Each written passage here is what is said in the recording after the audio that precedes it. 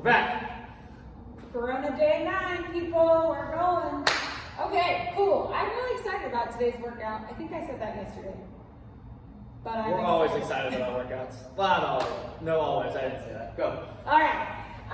What equipment do you need today? If you have a Voodoo band, we're going to grab a Voodoo band. If you have a kettlebell, we want it. But you can also use a dumbbell. If you don't have either of those two things, then you need to text us and we will help you figure out how to make this workout work for you. Okay? So we're going to start with our mobility here. We're going to Voodoo band our hamstring. When we Voodoo band our hamstring, we want to, today, purposefully, we're going to work our way down the hamstring, make sure it's nice and tight through the back. Any kind of hinging is fair game. Okay? So this is still a hinge, even if I stand up tall, because my leg is hinging. So any kind of hinge that works, you can squat, anything you want to do. Let's keep it on about 90 seconds to 2 minutes per side. Get a lot of active movement in there, and then switch sides and do the other side. The next mobility, we're going to work on our bare feet. That's why I'm standing here barefoot. Hey, we want to work, just get a little practice in. I'm a big believer that you should do at a minimum 1 barefoot workout per week. Today's not the best day for being barefoot throughout the entire workout, but it's a great warm-up to do barefoot work. So our mobility today for the barefoot stuff is going to be going up onto the toes and sitting on your heels. So really getting that bend in the toes there, and you can kind of go side to side. So I'm rocking this way and that way. I can also put my hands on the floor and I can kind of sit back, really open up my toes, make sure there's space between them, and then put the knees down, and then sit back on the heels. Another way to go is to flatten the feet, make sure they're nice and straight so they're not turned in like this. They're straight and flat, and then I sit back, get some mobility here. Many of you are not going to be able to sit as easily as I am. I have actually pretty good mobility in the ankles and the feet. So some of you might need to put a little weight on your hands, and that's fine. If you're really mobile, you can pull up on either side, get a good stretch in there. The other thing I would do is a little balance work. So we're working on our ankles and our arches of our feet. So I'll literally just stand barefoot. I might try to move this foot to make me off balance. So I'll go move this foot as far as I can. Maybe I'll try to touch out in front, touch behind. Some people play the game where they try to touch their elbow to the floor. Spend about a minute or so on each leg just working on the balance. You'll feel your ankle moving a ton. That's good. Okay, we're working through the foot stuff. And then we're going to move on to our warm-up. So we have 3 rounds of this warm-up. It's all for time, so you can set up your little timer to give you the little beep, or you can just watch the clock, up to you. We're going to start with a 30-second overhead wall press. So Tyler's going to show that on the wall right here. We're going to do it to the side right here. On the wall. Go on the wall. Here we go. Here we go. On the wall. So if you don't have a wall to do this on, you can just do this in the air, like so. So we're just going to raise up as high as we can. As soon as we start to lose it in our rib cage, That's about it. Keep it nice and tight and then lower it back down, nice and slow. So about 30 seconds here of wall slides. Okay, and then we have a 60-second Kang Squat. This is K-A-N-G squat. Okay, we are going to start with no load, which would be great. So we're going to hinge over first, and then lower the butt into my squat. And then the butt comes up, you're in your hinge, and then stand up. So it looks a lot like our hinge and touch. Okay, the first round I'll go unloaded. When you come back through though, let's pick up a weight, anything will do. Hold it in nice and tight, and now go ahead and go loaded. What does this look like? A good morning to some of you. Hips up, and then up. Okay, so your second 2 sets, load up with something.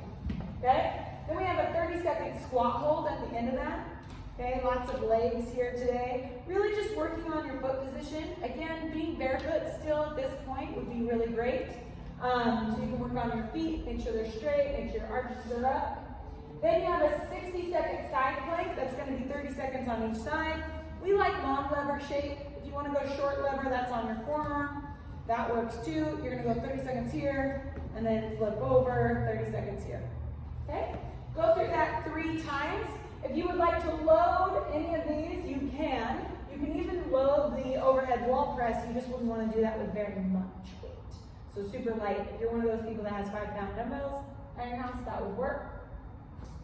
All right, so our workout today, quarantine kettlebell Annie. So kettlebell Annie is a favorite among us. It is it's a longer workout to get through all these reps. The rep speeds are 50, 40, 30, 20, and then 10. So that means you do 50 of everything, 40 of everything, 30 of everything, 20, and then 10 of everything. So we start with our kettlebell swings, okay? So we'll start with an actual kettlebell. We want to make sure that when we pick up the bell, it's slightly in front, so we're getting a nice little lift off here. Back is nice and flat. It's a really good hinge. Go ahead. Pop the hips. Good. See how the shins stay vertical, so he's not squatting. We do some squat swings. That isn't what we're looking for. We want the bell to stay close to us as long as possible. Go ahead and relax. Are you breathing heavy? A little bit. Woo! I don't have to talk though. We're good. Good job. If you have a dumbbell, you can swing a dumbbell. So you just kind of grab it to the sides. Beautiful, just like that. Okay, grab that dumbbell, swing it through the legs. It's a little more awkward, but it can be done. Okay, and it is a lot of reps. So for some of you, maybe if you have a heavy kettlebell, but you have a medium weight dumbbell, the dumbbell is a smarter choice because of all the reps. Then we're going to do sit-ups. We're going to do sit-ups as if we don't have an ab mat, since a lot of you don't have ab mats at home. We're going to lower all the way down and then sit all the way up. Touch your toes or touch in front of your toes. We like to do these butterfly style. So can you actually face the camera for one? Feet together, knees apart, lower all the way down, sit all the way up. Use as much momentum as needed from your arms. Then we're going to grab our jump ropes. Yes, the jump ropes are coming out again today, but this time we're going to do something different. We're actually going to run with our jump ropes. So this is a good skill to have. So Tyler's going to go ahead and start running. And Nope, I'm going to try. again, a good skill to have. So every time you run, you're going to count your right foot. 1, 2, 3, 4. That's his left foot, but you get the idea. It's late. Stop. You're good. We know you have the skill now. Okay, you're good. That's You a get second. it. Okay, so for the 50 reps, the rope is going to pass 100 times, but your right foot's only touching 50 times, if that makes sense. Okay? Our point of performance today is flat back in your kettlebell swings, making sure our spine is nice and long, and then we're not doing any rounding as you get fatigued. If you can't do 50 in a row, put the bell down, rest, and then pick it back up and finish your set. The stimulus today is just to get after it. We want heavy breathing. We want us moving the whole time. This workout can be a 15-minute workout or so, and if you push the tempo, we can really get some good work done. Recovery, calves and hamstrings. I was like, are we done? Calves and hamstrings. So calves, you guys, we've been hitting those hard because we've been doing a lot of running and jumping. I like the kettlebell version where you put the calf up there. I know we did this just the other day, but it's a really good one, so do it again. Make sure you're moving all the way up the calf, so even close to like right behind the knee is good stuff. Press down. If you need a super friend, do you need a super friend? Don't, but you're going to give me one anyway. You like A lot of times with the calf smash too, guys, it's not necessarily in the belly of the muscle here. It's actually going to be more so on the sides a little bit. So if you're smashing just on top of the calf, you're like, well, I don't feel anything. Hey, work around to both sides, both the outside and the inside, and I promise you that you're going to find something in there. Agreed. And then hamstring smash, same thing. You can actually do it right on that top of that kettlebell if you have one, if you're skilled enough. Ooh. This would be a really good one for a super friend. I would say step on him. That's the other way you could do this. If you have someone at home that can step on you, go ahead and lay down flat. Let's just see what that feels like. Yeah. I usually put an ab mat behind, but I can do some smashing of his calves. Oh, why is your hip coming up? When I don't know, I can't.